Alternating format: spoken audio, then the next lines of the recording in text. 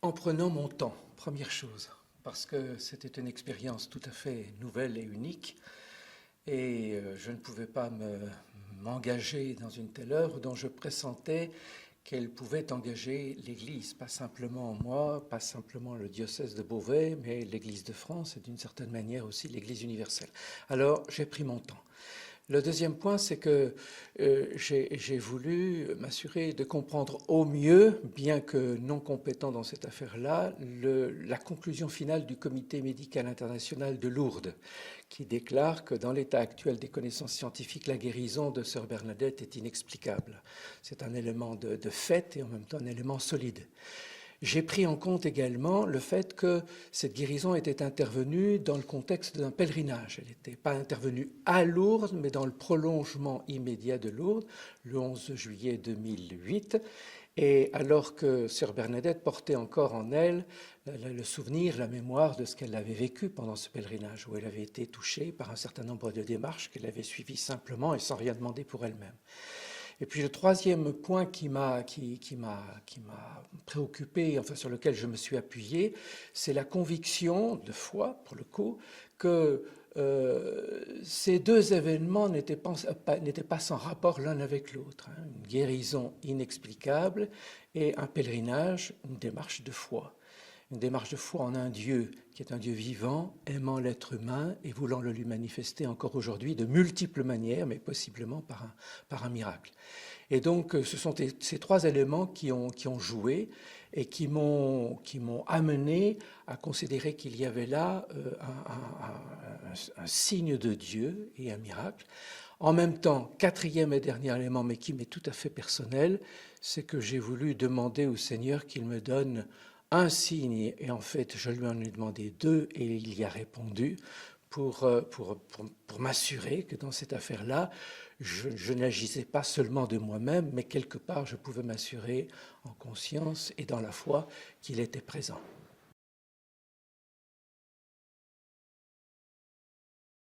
Le cheminement a été un peu laborieux, mais la décision, une fois que j'ai eu les deux signes dont je vous, enfin, de points d'écriture que j'avais demandé au Seigneur, la décision m'est apparue comme allant de soi, et ce qui m'aurait paru, enfin, ce que je crois, j'aurais ressenti de manière très, très douloureuse, c'est que j'aurais résisté si je n'étais pas allé jusque-là. J'aurais résisté à l'appel de Dieu si je n'étais pas allé jusque-là, jusqu'à la déclaration du caractère miraculeux de la guérison de sœur Bernadette. Mais parce que c'est quelque chose, certes, nous croyons, enfin, je crois au miracle, mais une chose est de croire au miracle et autre chose est de se trouver confronté à une situation dans laquelle on se dit, il y a peut-être miracle, mais est-ce qu'il y a vraiment un miracle? Je pense que je suis un petit peu comme beaucoup de nos contemporains, très rationaliste, enfin, je ne suis pas un scientifique, donc je suis vraisemblablement moins que d'autres, mais en tout cas un peu rationaliste, et disons qu'avant d'en arriver là, et c'est pour ça que je dis mon premier appui en quelque sorte dans le cheminement que j'ai dû faire, ça a été la décision du comité. J'avais entendu, je savais qu'il y avait une procédure en cours, mais elle n'était pas conclue, donc je restais à distance en quelque sorte.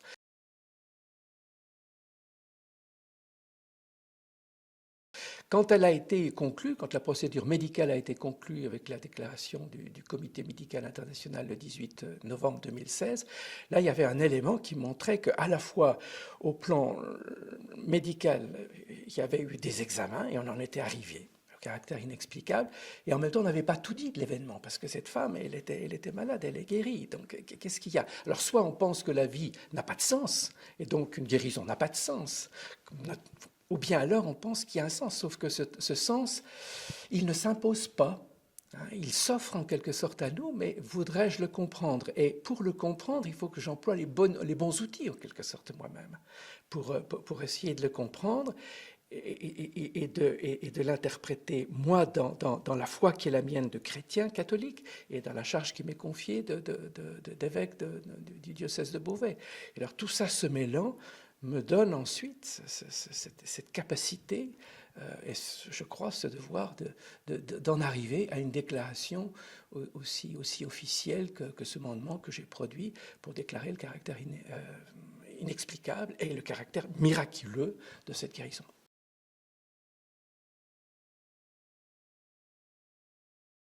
il est le signe que le Seigneur ne nous a pas oubliés et que Marie est toujours active, agissante et intercède toujours pour nous auprès du Seigneur.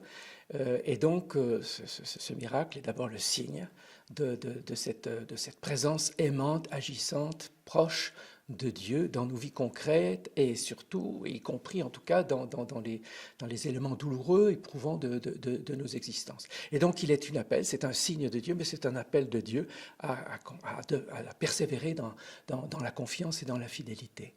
Je crois que un deuxième point qui me semble-t-il est important, c'est cette guérison est un signe, mais elle signifie quoi? Alors que la vie s'en va, la paralysie, la maladie, la douleur, que toute la science de l'homme est comme impuissante, touche à son impuissance, eh bien, il y a une intervention qui va dans le sens de la vie.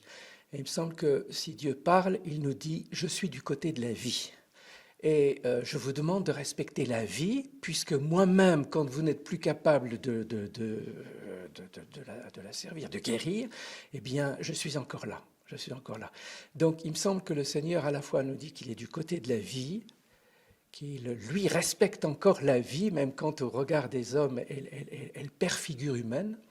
Et il nous demande d'être aussi, nous-mêmes, respectueux de la vie, défenseurs de la vie et de la dignité d'une vie, quand bien même les signes apparents de cette dignité font de plus en plus défaut à travers une maladie qui handicape, qui paralyse, qui fait souffrir, etc.